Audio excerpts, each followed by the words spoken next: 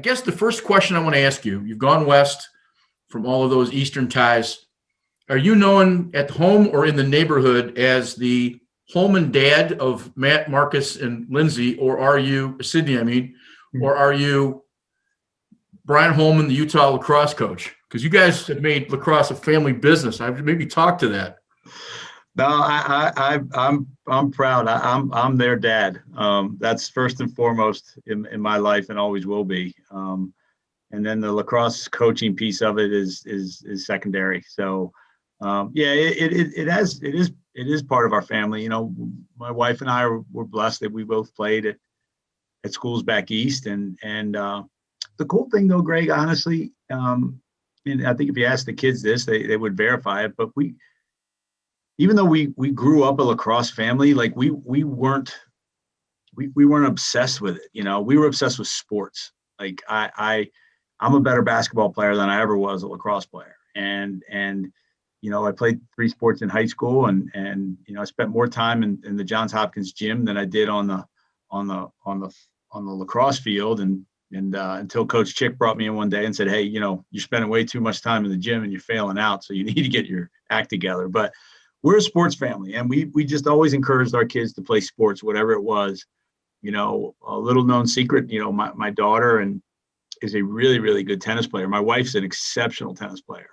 You know, Marcus is a really, really good golfer. You know, so like, I think that was the priority for us raising the kids. And then growing up in Baltimore, you know, they gravitated towards lacrosse like most kids do. And that kind of unfolded from there. So. You got to be incredibly proud, Dad, of the way your kids have, you know, been success. And does it help having, and I know the answer to this, but I'll ask it anyway. Does it help having wives who are not athletes, as wives of coaches sometimes suffer that fool's errand a little bit from not really understanding what it's like to have to watch film at 3:00 in the morning? Yeah, no, it definitely helps. You know, Lori's a phenomenal athlete. She played tennis and lacrosse at Towson. And so, you know, she's just probably competitive, if not the most competitive person in our family. So when you have that, it just, you know, kind of feeds off of each other a little bit. You know, so yeah.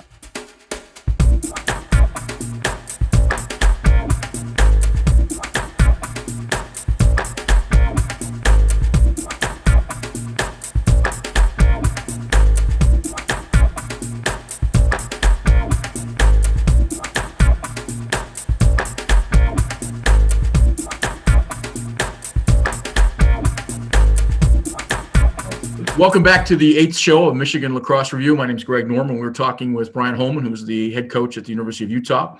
We wanted to thank Brian for having a conversation with us. We've been very fortunate to talk to some really outstanding coaches.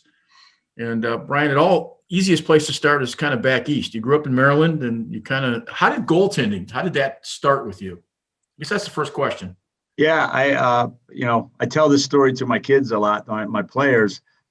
To use the one door closes, another door opens analogy. And my family, and I grew up, I had 4 older brothers and a younger sister, and again, a very athletic family. I played 3 sports. All of us played 3 sports: football, basketball, and baseball. And then when I got to high school, I was a catcher on the baseball team, and we went out for tryouts, and I got cut, and I couldn't hit a curveball to save my life. My brothers tried to teach me how to hit a curveball since the time I was 8, and just couldn't get it right. So the high school coach said, one of my older brothers, my closest to me, played lacrosse.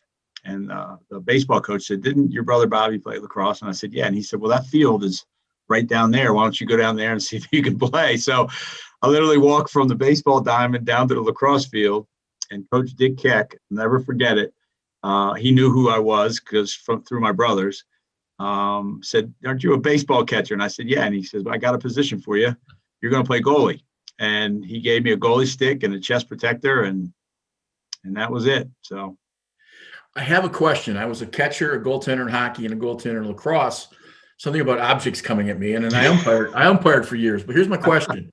I'm a firm believer in that you can't put the kid in the net who might have played right field in baseball. Mm-hmm. And my point to that is I think it takes a very special understanding of making sure kids are safe, and also think there's a mentality of playing goaltender, and to throw you know, in hockey, the fat kid goes in the net early, and when he's 7, 8 years old, and he turns out to be 14, the best skater because he spent more time on the ice. Yeah. And Yeah. I think to some extent, you have to be really careful. Maybe talk to, if you're looking at parents or even young coaches, goaltenders are kids who should be the right person in the right place and not just throw the kid in the net.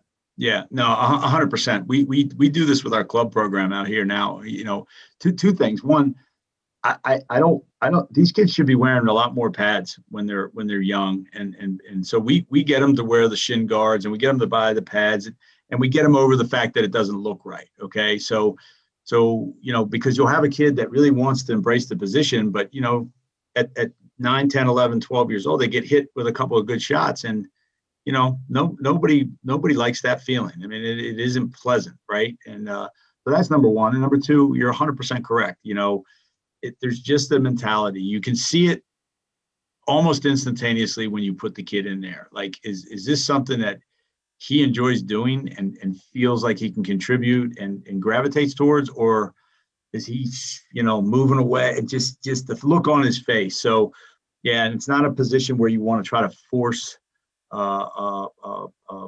onto a young man or a young woman. But we think padding them up helps that transition much better.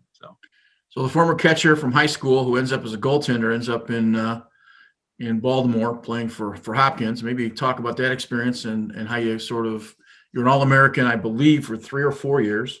Yeah, 3. Yeah. So you obviously had some success. You played in a national championship game as a freshman, if I'm not mistaken. Played in 4. But you won as a freshman, am I right? Won as a freshman. Yep. When you got to 4, well, first talk a little bit about how you got to Hopkins. But if you play in a championship game as a freshman, did it real? By the time you're a senior, you realized you played, but you were 1-3. Yeah, 100%.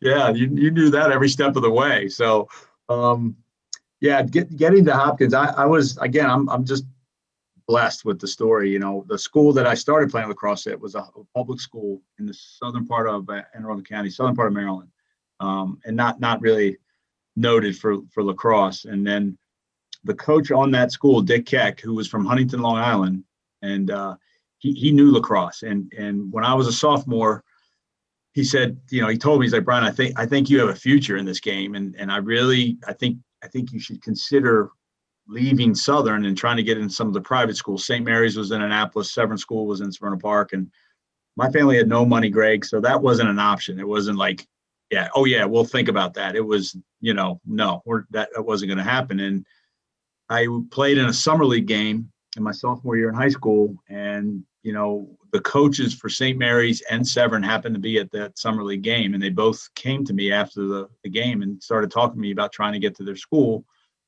Long story short, I ended up choosing Severn. It was an hour drive each way from my house in Southern Maryland, and I still to this day don't know how my education got paid for, and I've tried to find out a gazillion times, and I've run up against some brick walls, and I've donated enough money back to Severn to where I feel like I've erased the debt to some degree, but it changed my life.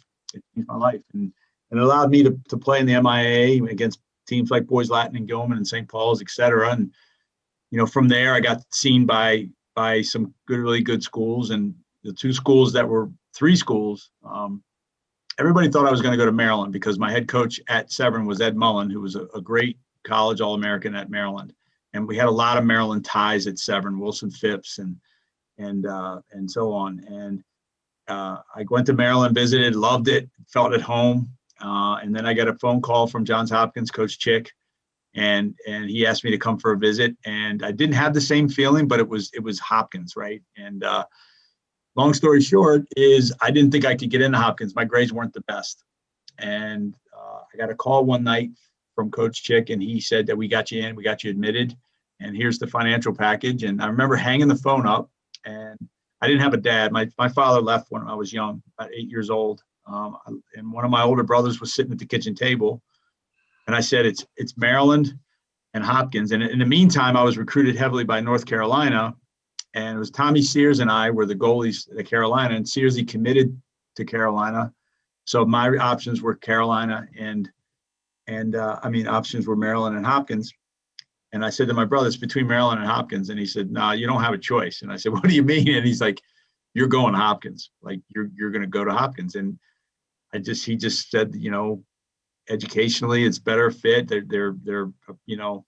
were really at high level lacrosse at that point. They just won another national championship. And he said, that's an opportunity you just can't pass up. And so that's how I got to be a Blue Jay.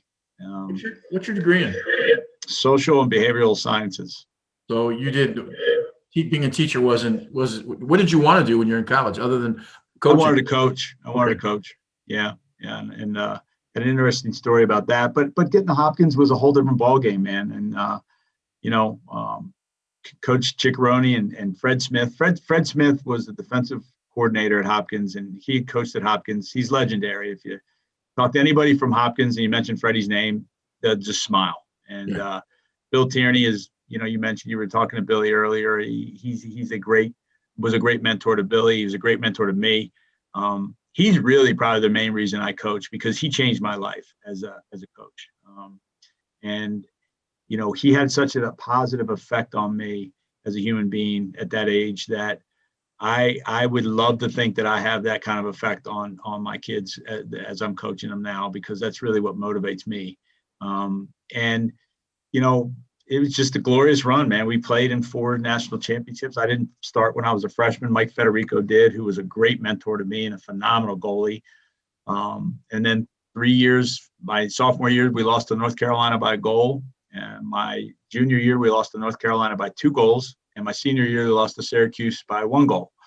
And, I look back and, 3 national championships, 4 goal losses. And if those couple of those games would have swung any other way, arguably we would have had the greatest run ever in lacrosse history.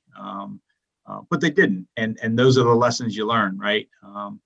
But I would never trade one thing. Playing in those games and learning how to be a national champion is really what I valued so much from that time. So, did you play for Coach Chick all 4 years, or was Don Zimmer in that mix somewhere? No, Zim came in. Chick retired our senior year. When we lost to Syracuse, I think that just Henry was wired different. He was type A plus personality, and he had a great run there, one of the best runs ever in college history. And he retired. This is pretty sad to say, but I think about Coach Chick a lot. But he retired. He was 50 years old when he retired from Hopkins. And then Zim came in the following year, and Coach Chick died a year later of a massive heart attack at 51 years old on a treadmill in his house. And I think back to that now. I'm 59, and it doesn't seem that long ago. And I think about him, having that heart attack. And then Zim came in and did a phenomenal job. 84 won a championship, and 85 won a championship. Yeah. And then I was fortunate enough to be asked by Zim. Zim was an assistant. Zim came from Carolina, was an assistant my senior year, and we developed a really, really good relationship that we still have today. He's one of my best friends. And he asked me after I graduated to come back and coach. So I started coaching at Hopkins in 86. And so that began the coaching in my life in coaching. It was 86 with Zim at Hopkins. I didn't realize Coach Chick had died at such an early age. That's amazing. Yeah. As you talk about Hopkins, as you talk about North Carolina, as you talk about those teams, there really is an interaction between a lot of players that go through that went through that time frame, and everybody's connected and interconnected to everybody else, which I think is true in any sport, but I think it's a little more true in lacrosse because it's a smaller community. Yeah. And I think sometimes we get lost in the understanding of, I can call you up and we can have a great conversation, but I can't call up, I don't know, Jim Harbaugh and have the same conversation. It's a different world from that perspective. But what'd you learn? What was, if I was asking somebody about you as a goaltender, what would, and a color analyst said, if you were playing it, what would one of your former goaltenders, Quinn Kesnick, say about you as a goaltender in the day? What do you think your strengths were? I'm just curious. I think I was really, I trusted my instincts a lot. I wasn't a play by the script goalie. Again, I got to go back to being athletic. I didn't have the best stance, but I had really quick hands, and I made up for a lot of errors by just being, quick and athletic. I love to come out of the cage. I love to go after ground balls out of the cage. I felt like I was a player. And I think that added an element back then that we're starting to see more of today, more active goalies. And I'd like to think I was a good leader. I felt like I had a really, really, really good relationship with the guys that were in front of me. And they knew they could count on me. And when it was my fault, I was clearly the guy to say that. But when I had to get in them, I got in them pretty good, and they responded. And then we just loved playing with each other. And I think part of that, I'd like to think part of it was my personality with them. They knew I wasn't afraid to come out and hit somebody. If a guy was driving from X, and if I could get a shot in on him, and I think they respected that. So I think my attributes as a goalie were just kind of instinctual. And when I look back at it, I think I would have been better if I would have maybe been a little bit more patient and maybe studied a little more film. But I didn't feel at that time that was gonna help me. So. Now, you wanted to coach right out of college. Yes. Where was your first stop? Yeah, it was Hopkins. So I left Hopkins in '80. I graduated in '83, and I went to work for a mortgage company. Mark Greenberg was a defender on our team, one of the greatest defensemen ever play. He convinced me to come into an interview. I had a job offer to go to North Carolina. Coach Chick called Coach Scroggs for me because Willie's a Hopkins guy, and said, "Look, Brian wants to come coach," and he said, "I'd love to have him." And Coach Scroggs offered me $2,000 a year, and I could go to grad school, and he would find a job for me somewhere in Chapel Hill so I could make money. And I'm all in. That's heaven, right? They were our biggest rivals, but most of my really good friends went. Pete Vogel, Mike Burnett, Tommy Sears, all those guys were really, really good friends of mine. So that didn't turn out. I ended up taking this job at this mortgage company because they offered me $50,000 a year in a car in 1983. So again, I go to my brother, John, my oldest brother, and he's like, "You ain't going to North Carolina. You're gonna take the $50,000 a year," which is a boatload of money back then, right? So I think from a kid that didn't have any money, that was a lot. And I thank God I did, because it led me to a business that I gravitated towards. So when I came back in '86, I started my own mortgage business, but I had a lot of time. So Zim said, "Would you come help us?" And that's where I started coaching. And Greg, I've coached every single spring, whether it's college, high school, fresh soft, youth league, you name it. Since 1986, I've been on a lacrosse field every single spring, which I'm proud of. You've had some stops with some nonprofit lacrosse agencies and teams in Maryland. You had some stops with Boys Latin. Yep. '89 now comes. I think you end up as an assistant at North Carolina. Yeah. And '89, I was still at Hopkins. Yeah. So when did North Carolina come along? North Carolina didn't come until 2008. Oh, okay. Yeah. So what really happened was, just through a lot of different things in the mortgage world, I just, I would go to church every morning, and I just felt like I was missing something. And for a while, but I was always doing it. So like, even though I wasn't coaching at the highest levels, I was always coaching in the spring, right? But I felt, I'll make it simple. I'm trying not to dramatize this, but I always felt like I was at my best when I was on the sidelines with kids. And at the end of the day, and this is what I'm trying to teach our young men here, all these people are out yelling out, "Follow your passion, follow your passion, follow your passion." Well, I decided to do that, but you just can't always just jump into your passion. Sometimes you really got to find out.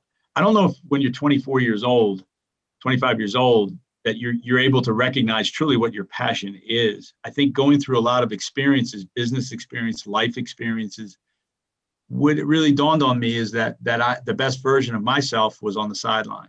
And I had a lot of people around me that were saying the same thing, my wife included, right? So I decided I wanted to get back into the college game, and I wanted to do it full time, and I was committed to do it. My wife, my family were, and luckily enough, I got an interview with Joe Bresci when he was named the new head coach, and I never met Joe. and we sat on a bench over at UMBC for 3 hours. He was scouting. It used to be Jake Reed's event, and we struck up a really cool, neat, instant relationship. And he asked me to come down as the volunteer. And Marcus was committed to go there in 2009, and that's where it started. So I went there in 2008, and I left in 2016. The transition to North Carolina, was it aided by probably a fairly successful mortgage company that allowed you to do some things? Yeah and no. So that's a and again, I don't want to talk too personal about my life because people really don't care. No, I get it. But it was enough to get me over the hump, because when I went down to Joe, I still had to make a living. I wasn't retired. A lot of people assumed I was retired, but I could not retire. So, but we had enough safety net to get down there and get established and spend that year to be able to develop the camp business with Joe. And that's where my income was going to come from. And then, 2008, people don't realize this, but we had a severe market drop, and I was leveraged on margin for a large degree, and I lost almost every penny we had, besides equity in our property. So my story down there, we're proud of it. It just put us in a really neat spot financially, and I had to work really hard with Joe to build that camp business up to make a living, and we did. And Coach Press was phenomenal. I thank God for him every day. If it wasn't for him offering me that, we wouldn't be here. And I learned a ton. And he offered me a couple of times to be the full-time assistant down there, but I didn't take it because I felt like my role was perfect at Carolina. I think I was a good confidant to Joe. I know I was a really good confidant to the kids. I think I could touch both sides of the ball. When Metzi got down there, he's a dear friend of mine, and we coached together there for 2 years on offense, and we had a blast. And so, again, I'm very grateful for that opportunity. It really changed my life. You coach Marcus in high school? What's that? You coach Marcus in high school? No, I did not. I coached him all the way up to high school. You got the chance to coach him in college. Huh? Yeah. I didn't. I was on the defensive side most of that time, but I was with them. And that's, and again, not many dads get to experience that, and it's glorious. And we're still together today, and I think the reason we are is because that relationship was so strong.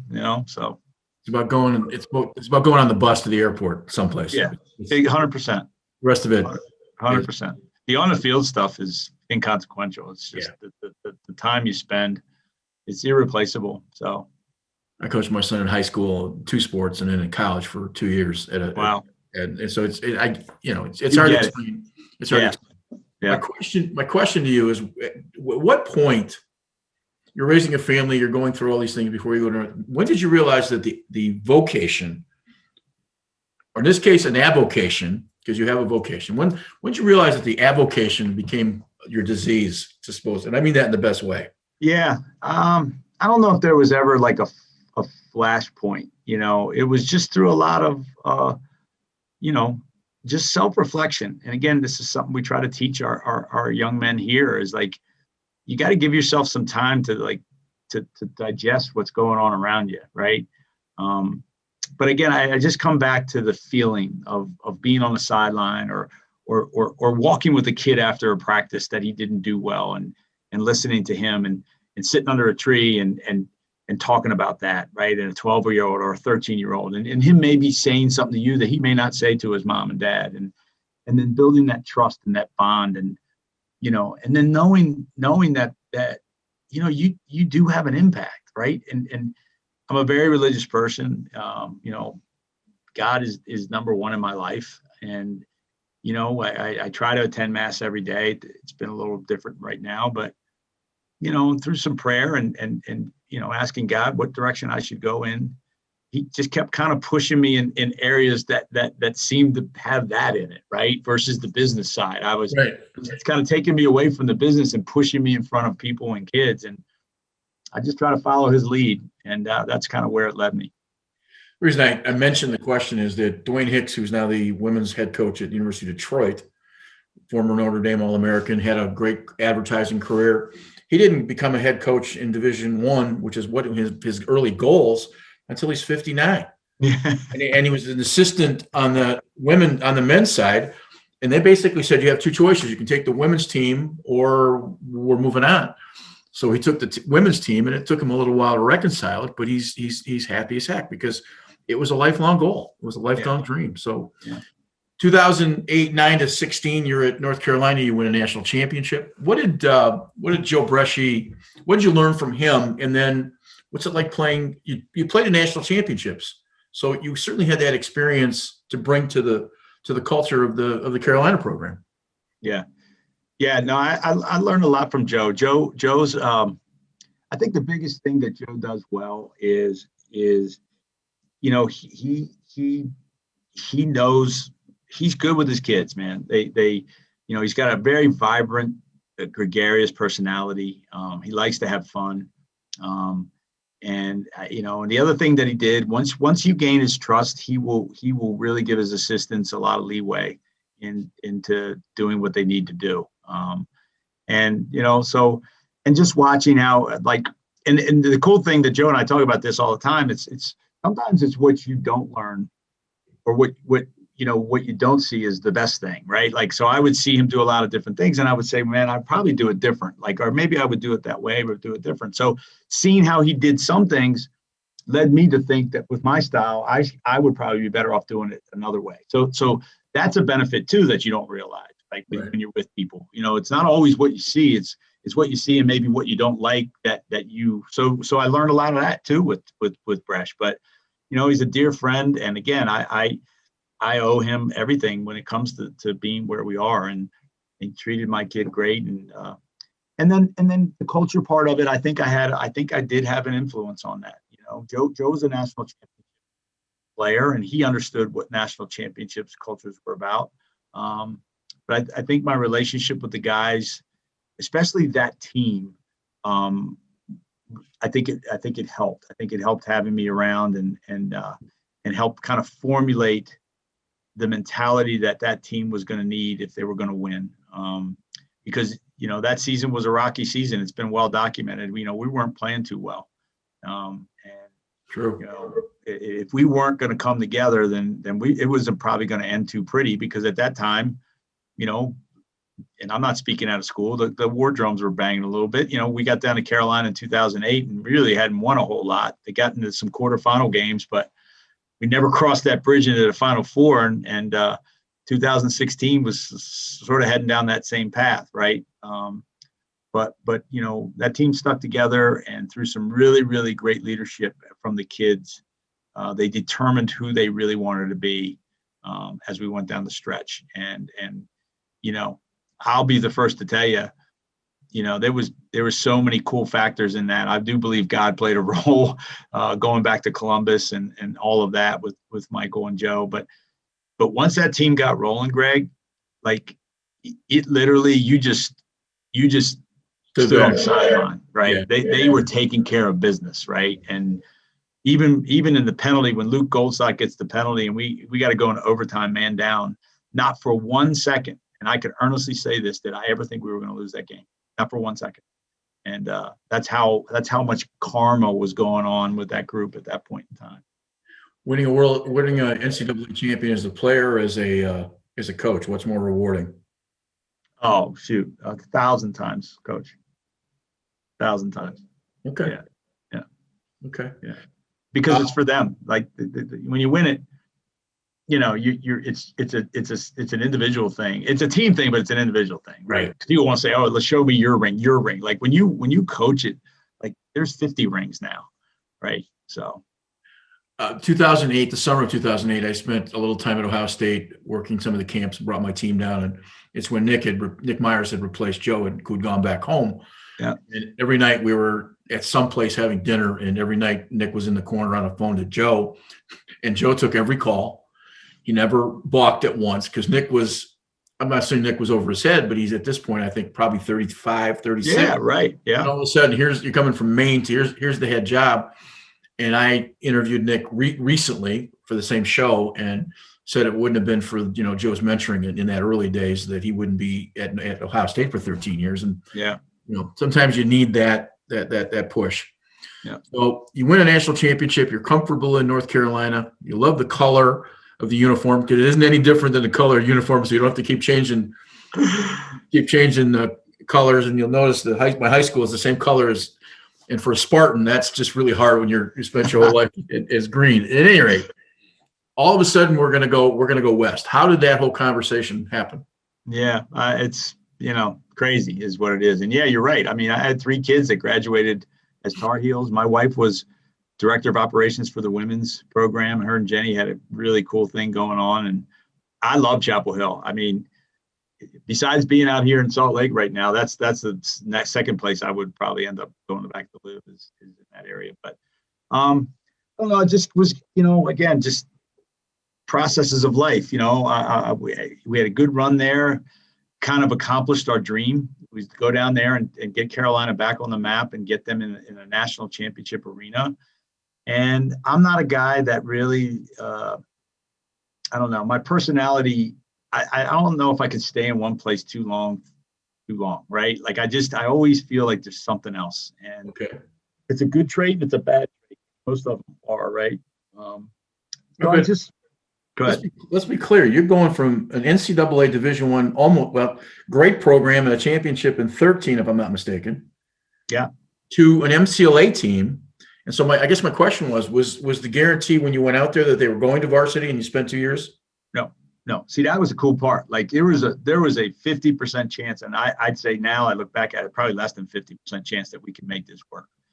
But I'm kind of we're gamblers. Like I see an opportunity, and what happened really, Greg, was, I would have been really happy staying at Carolina. I don't ever think I would have fulfilled the dream. Like, can I coach at the Division I level? Am I capable? Can I run a program? Those things are always kind of going through my head. And I would have been happy saying, you know what? No, I'll stay here with Bresh, and as long as he'll have me and make a good living, live in Chapel Hill and have a chance every year to be playing in a national championship in North Carolina, right?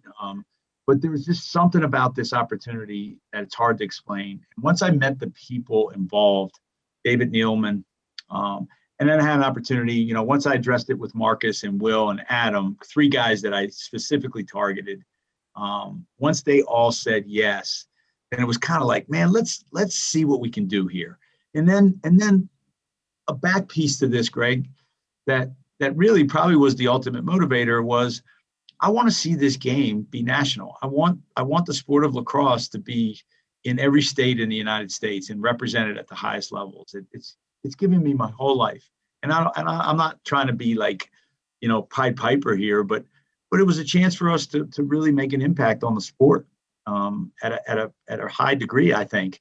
And we're all kind of built that way. Mark and Adam and Will and I are all we love the game so much. And so we took a flyer and we came out here. The only thing that was guaranteed was that our first 2 years, our salaries were guaranteed, right, by the club program, and they were enough for us to live off of. But yeah, I joke about it, but the last game in 2016, I'm walking off the field in Philadelphia. We were national champions, right? The first game I coached in the fall of 2016, I'm walking up the hill with the University of Utah men's club team at a high school field. This club team had never won more than 2 games in the last 7 or 8 years. And it was the biggest ragtag group of kids you'd ever seen in your life. And we go up and we scrimmage BYU, who is the top dog out here. Yep. And we give them everything they can handle. And I get goosebumps. I look back at those moments and I wouldn't trade that club time for anything in the world. Honest to goodness, we had so much fun. Did your time at Voice Latin, and obviously again, I'm an MCLA coach and have been for a long time, so I know the level of play. We play Brigham Young every year. We played Utah every year. Yeah. My point is, you're coming from North Carolina, and there's some folks who think that there's some people in the MCLA for a long time who thought they could play at the NCAA level. John Paul learned pretty quick from being this monster team, and I played them every year, right? Yeah. I'd show up with my 20 guys, and he'd have his 94. And the funny part, when I was at Eastern, there was a kid that lived behind the stadium, at Eastern. It was a kid named Yearly, who was one of their better players. And he could walk to the stadium across the parking lot, but he had to go all the way back to downtown Ann Arbor to get on the bus to drive back to the field. So I asked JP one day, I said, how much does it cost to rent the bus to come 8 miles? And it doesn't matter. This is the way we do things at Michigan. So I guess my question to you is, you did have a model in the Michigan model to look at, and I'm sure you had some of those conversations with him. Yeah. But it really, you having go from North Carolina to the MCLA, and it's a different level of play. So the question is, did some of that earlier experience in various levels help a little bit? 100%. That's why it worked. It would have never worked unless I coached 5- and 6-year-old youth lacrosse. It would never have worked unless I coached a soft team at Boys Latin. And if you know anything about Baltimore, if you're playing fresh soft in Baltimore, you're kind of like an outcast, right? And I had a ragtag group there but when I say that, I don't mean it demeaningly. I mean it. They were just kids that, and coaching JV lacrosse teams, right? So yeah, you had to put all of your preconceived notions go away. You take a look at what you have, and then you start formulating practice plans. We literally, the staff and I, literally would have to restructure every single practice plan that we had going into this to accommodate. We had to make up games for them to be able to start to grasp concepts. Because if you can go out there and you start running all these fancy drills and stuff, like they can, they're like, what? So again, it built our staff closer. It made us think out of the box, which we continue to do here with our Division I program. But I definitely leaned back on coaching youth and how to motivate kids that maybe aren't quite as gifted. And darn over, our first year we went 10-6. Our first game here at Utah, we went out to Chapman. We beat them out there. They were the number 1 ranked MCLA team in the country, and we beat them on their home turf. And that ranks up there with as fine a victory that I've ever been a part of as a player and or a coach. So we're proud of what we did, but it made us better coaches. It made us a much better staff. But the thing ultimately, Greg, what I think it did is it really carved who we want to be here at Utah as our identity. And we had our identity coming in, but I think that experience even carved it deeper of what kind of kid we were looking for, how we want to play, what we were proud of, what we take pride in. So those pieces were crafted in those 2 years of being a club. When did the conversation about NCAA kind of enter into the discussion? It was always in there. It just, the process we had to go through was just monstrous. It was monstrous. And again, I don't want to bore people with the details, but there were, I can't tell you how many meetings, and I can't tell you what we had to do. We had to prove to the university that we were worthy of being part of their athletic department. Literally, that was the mission. And we did it with just so many different ways, the groundswell, raising money, getting into the community, providing lessons and getting out to the high school programs. I mean, our first year here, we saw over 1,000 kids free between Marcus, Will, Adam, and I, with lessons and tutorials. And we went to probably over 25 high schools to give lessons to their team and help their coaching staff. We gave, I could go on, but that was the mentality. And then we stirred up the sport here like a beehive, right? And then so the word started getting back to administrators and people in town, like, what's this lacrosse thing, man? What are these guys doing out here? This is really cool. And then I had to prove to the administration that the kids that we were going to bring in here are going to make this school a better place. And we've done that. Now you're playing as an independent. You played your first year in 2019 as a correct. So 220. How many games did you get in 220 this spring? Six. So you're on the way. You put together. Talk a little bit about your coaching staff, because I'm not sure. Two questions. Not everybody that coaches played, and not everybody that plays well can necessarily coach. Yeah. I'm not sure that's true in your case, because I think you've got some pretty smart guys that understand the sport. So my question is, you have the opportunity to make a phone call to your son, who's one of the best players in the world. Yeah. He has access to players that the everyday coach doesn't have. So was it planned specifically? You mentioned a little bit, I wanted these guys. Yeah. Does that help the recruiting process because you're bringing in that kind of talent? Because those guys have an understanding of, and I talked to Scott Rogers a couple of days ago, you better get a degree in something that matters because, he's making he's not making enough money for it. If he were the same draft choice for a football team or a hockey team or a basketball team, no doubt, be set. So they're not coming to Utah to become professional lacrosse players because nothing against it. Those guys aren't making enough money. No. So, but it does give them a profile, your program a profile that most other programs don't have. Yeah, no doubt. And it was planned that way. I mean, it was so the way it worked was obviously I know Marcus and you hit the nail on the head. See, all players don't make great coaches. Like, some things come so natural and easy to them, they couldn't explain it if they had to, right? Mm-hmm. But Marcus isn't one of those players. Marcus, I've known him his whole life, obviously, and I've coached him a lot.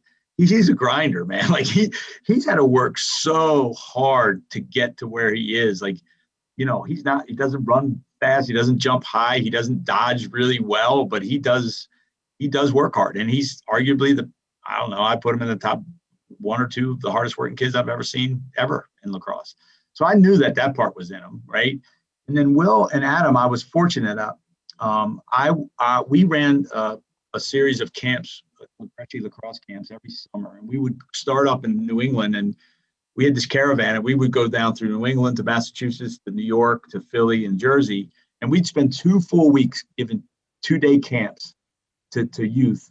Bresh and I, a bunch of our staff, Joey Sankey used to work and Mark and Will, we hired Will to work those camps with us. So for 2-3 straight summers, I got to see Will, work in 110 degree heat. We did 18 sessions in like 19 days, right? So, and they were 2 sessions a day. So 36 sessions if you wanted to get them by. Right. And at the end of that, who's got it, right? And Will, I'll never forget this. The last session of the last day in 105 degree heat, I looked down at the end of the field and Will and Marcus are running their drill station the same way they ran it 2 weeks earlier when we first. So I'm like, that kid's got it, man. And he's another one. He's 5'7", 150 pounds. He had to work awful hard to get to where he was and is. And then Adam, I had the same experience. Adam used to come work all of our UNC camps because I would hire the staff to work all those camps. So for 8 years, I saw Adam every summer. And I'm like, that kid can coach lacrosse. He's about as knowledgeable as any young man I've ever been around as far as the game. So as you would go through this, I would just make mental notes and say, man, if I ever was a coach one day, that's the group I'm going after. And I didn't care whether they're coaching offense, defense, whatever, right? When you can coach, you can coach. So the summer camp rule I figured out was 64. I worked for Kevin a lot in the summer, so I would go down. If you know Notre Dame, they've got the grass fields where they've got the Union right there, and there's a parking lot.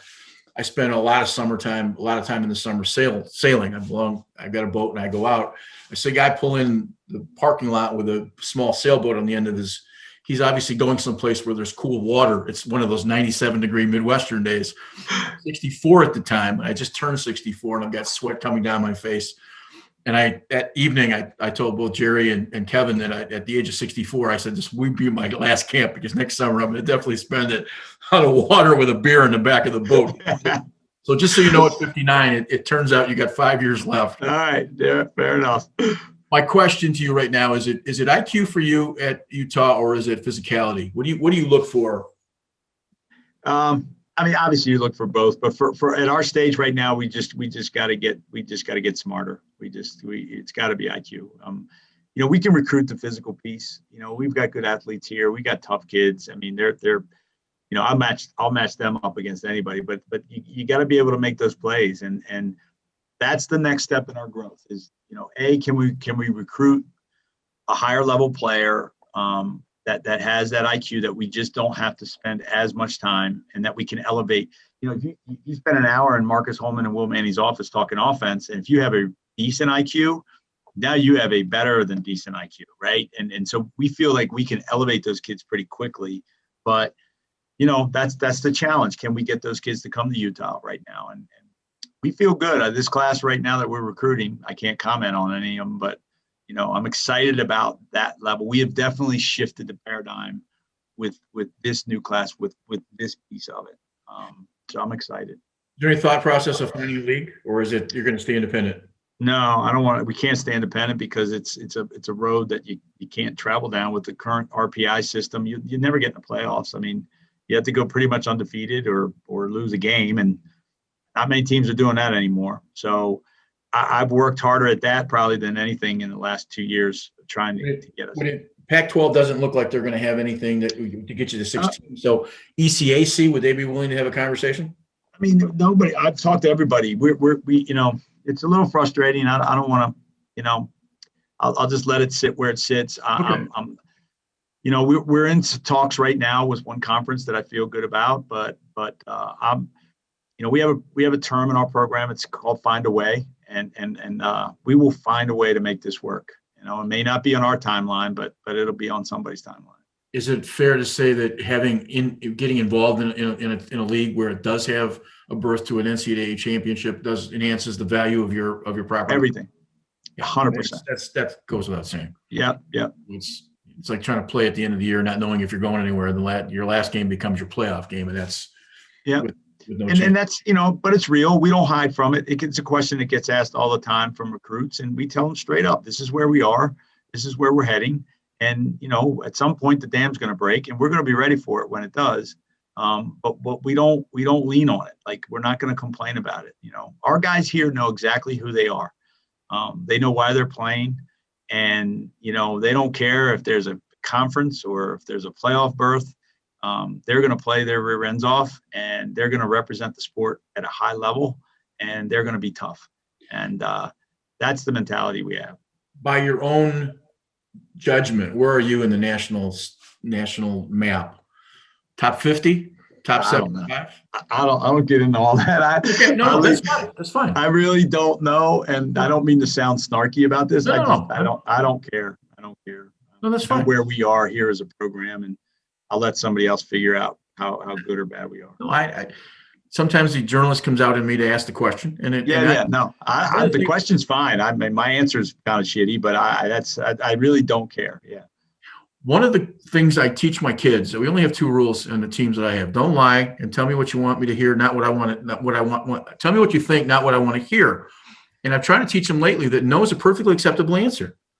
There's nothing wrong with no. It's definitive. It's to the point, and we can move on. But the constant drone of having to make an answer that makes everybody happy, as an old guy, makes me crazy. Yeah. Because no is perfect. Hey, kind of go from there. No means no, right? Yeah. I do know from, and this is a sidelight, I do know that Ute Field or Ute Stadium, I think it's Ute Field. Am I correct? Your home facility? Yeah. Is a phenomenal facility if you get on it to look out it and see the mountains. It's a little bit like Denver. It's a little bit like Colorado, but it's I think even better because it's a little more elevated. Yes. And there's not a better. I have a picture of you on a practice with snow on the field with the mountains in the background where I've spent tons of time, and it's in my office, and it's the coolest picture. If there's any better facility in the country, I'm not sure there is one. No, we're blessed. Again, going back to why you asked me why we came out here, when I toured these facilities and I had a chance really to walk around here for 3 days by myself and just soak it all in. And I envisioned a national championship caliber program here. It's a Pac-12 school, right? How many schools in Division I lacrosse can represent themselves at that level? You got the ACC and you got the Big Ten, and the Ivies are the Ivies. They're out. They're different, but that's it. And we're the outlier of all those 2 groups. And we're blessed. The weather's great. We went inside 3 times last year. We've been inside like 7 times in 4 years out here, whatever it is. It snows in the morning. They plow the field off, and it's 40 degrees in the afternoon. The sun's out, and then, as you know, skiing out here, if it's 40 degrees, it's like 100 degrees, right? We're very fortunate. The school's behind us 1,000%. I'm a lucky man. And now your roster, and just a couple of questions to wrap up, but your roster is kind of got all kinds of. It's a national roster. Definitely. I even noticed one kid from Brother Rice. You have a freshman that's Yeah. on. Jordan Hyde. Yep. Brother Rice is the pinnacle for us in this area. Yeah. I was a St. Mary's. I coach at St. Mary's here in town, and we used to play them on a pretty regular basis. And I always get within one goal, but I never seem to ever get over the hump. Last year, Catholic Central did. Are you recruiting nationally, and are you looking for? I mean, you got California kids, you got Denver kids, you've got East kids. Yeah. And a lot in between. Yeah. Is there? Talk just briefly to finish this up. Talk briefly what it's like. You cannot have in-face visits until January. No. So I've asked this question of almost everybody that I've talked to. Talk about recruiting in a pandemic. Yeah.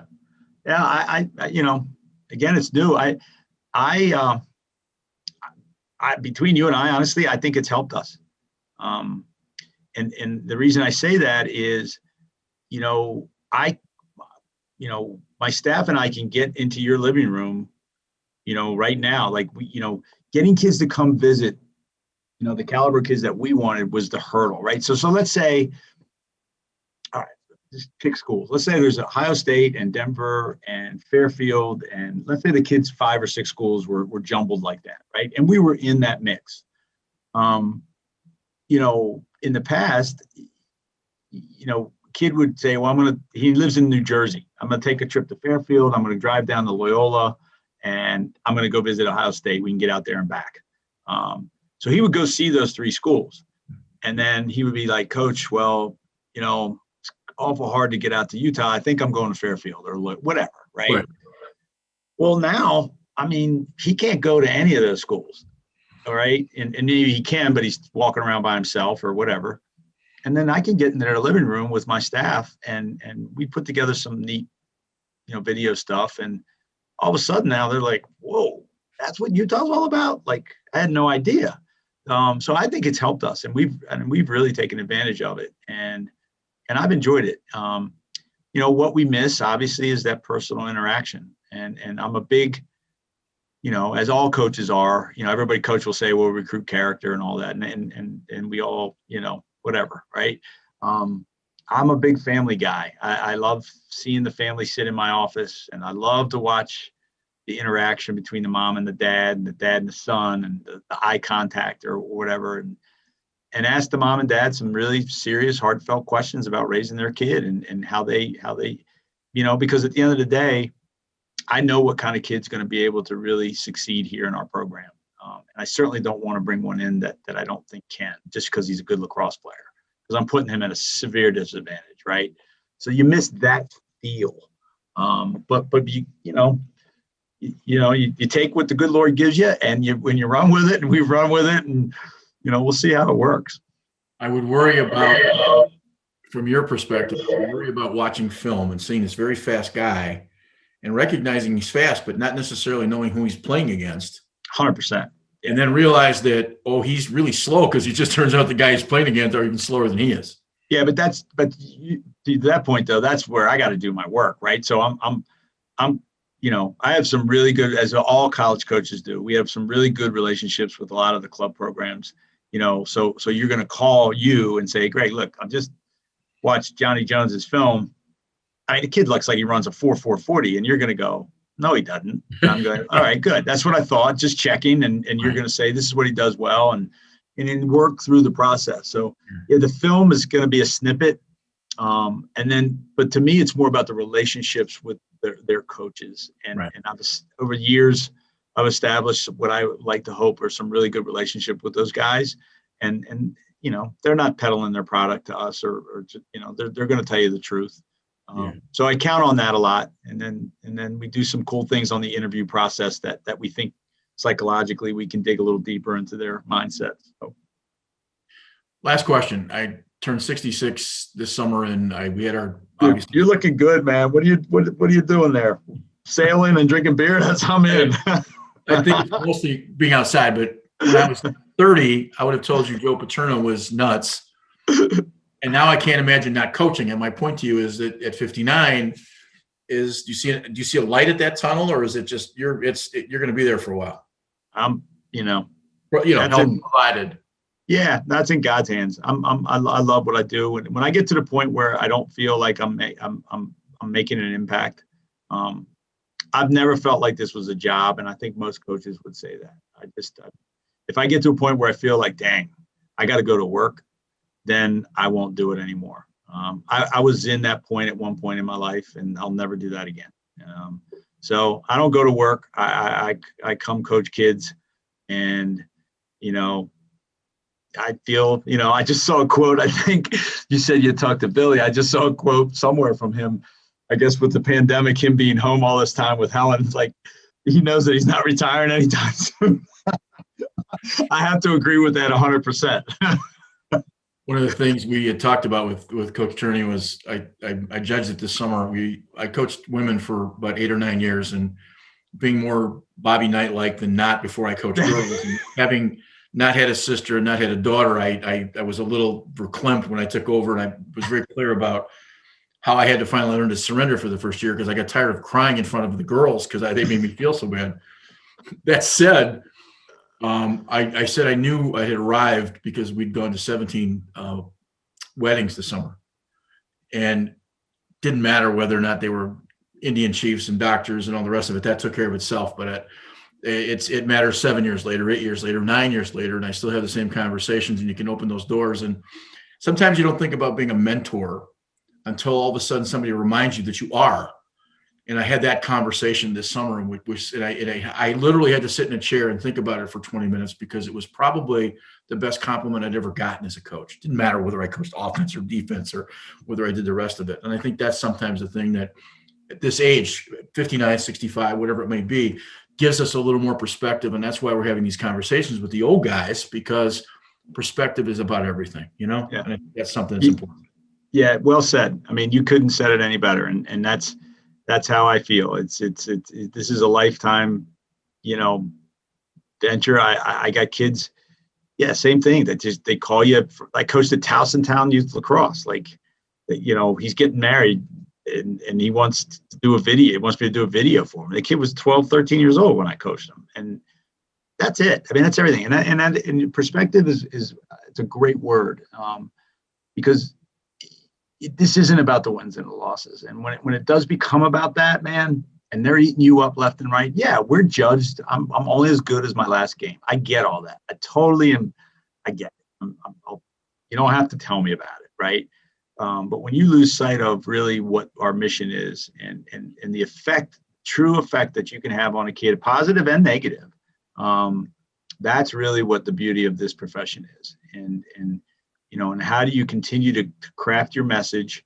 And I'm with you. I've learned, coming out and coaching club team from a national championship team, and you had to really dive into how am I going to deliver the message?